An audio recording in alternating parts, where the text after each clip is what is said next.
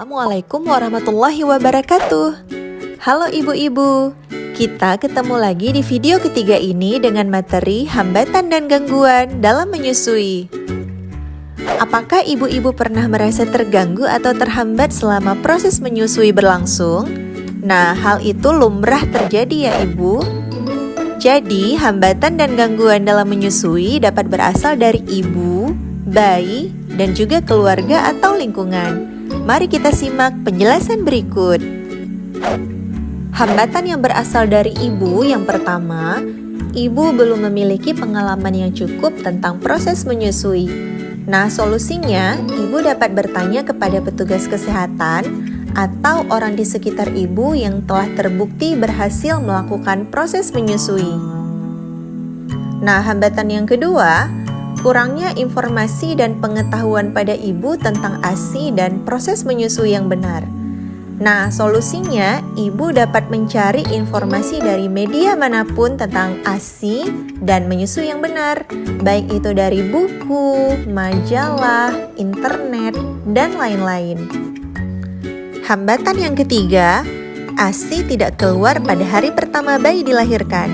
Nah, solusinya, tetap berikan ASI sesering mungkin kepada bayi walaupun belum keluar, karena pengisapan yang terus-menerus akan merangsang produksi ASI di kelenjar payudara ibu.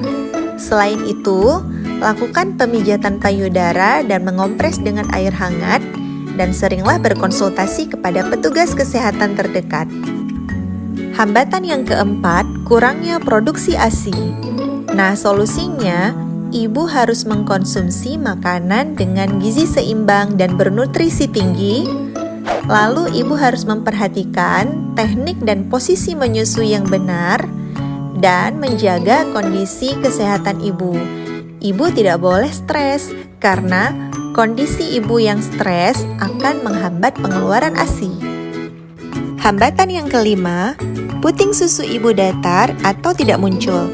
Nah, cara ini dapat diatasi dengan ibu harus sering melakukan pemijatan payudara dengan menarik puting susu keluar. Hambatan yang keenam, puting susu ibu lecet atau payudara bengkak. Nah, cara ini dapat diatasi dengan melakukan kompres pada payudara yang bengkak atau lecet dan segera melakukan konsultasi kepada dokter atau perawat terdekat. Dan hambatan selanjutnya terdapat pada ibu yang bekerja. Cara ini dapat diatasi dengan ibu harus melakukan upaya untuk memompa ASI secara manual atau dengan menggunakan alat bantu dan sering-seringlah berkonsultasi kepada ahli atau petugas kesehatan terdekat. Nah, hambatan yang selanjutnya dapat berasal dari bayi. Hambatan-hambatan yang dapat terjadi pada bayi diantaranya bayi sering menangis, bayi bingung puting, bayi prematur, bayi kuning, atau sedang mengalami sakit.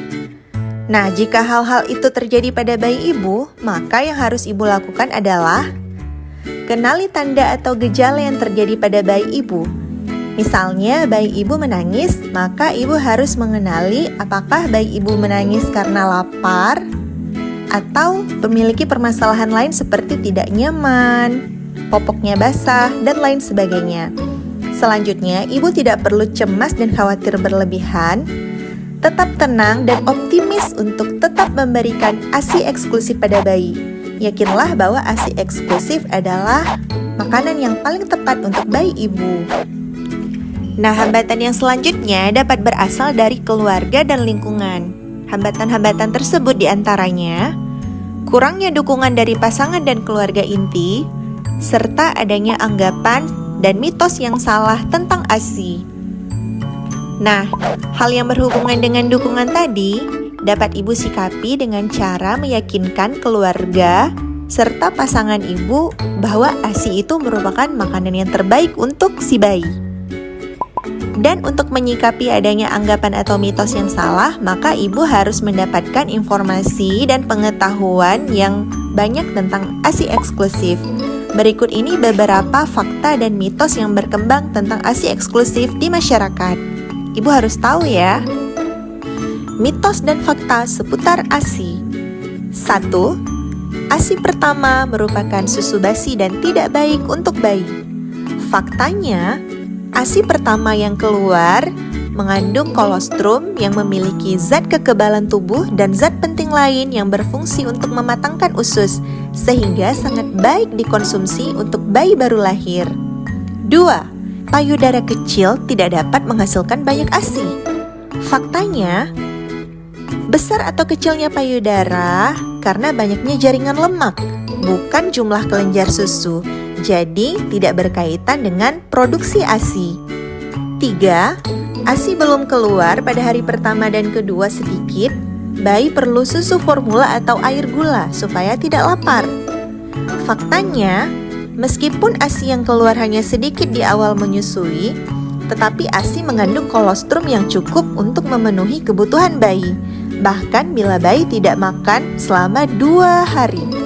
Nah, jadi tetap berikan ASI pertama setelah bayi baru lahir ya Bu.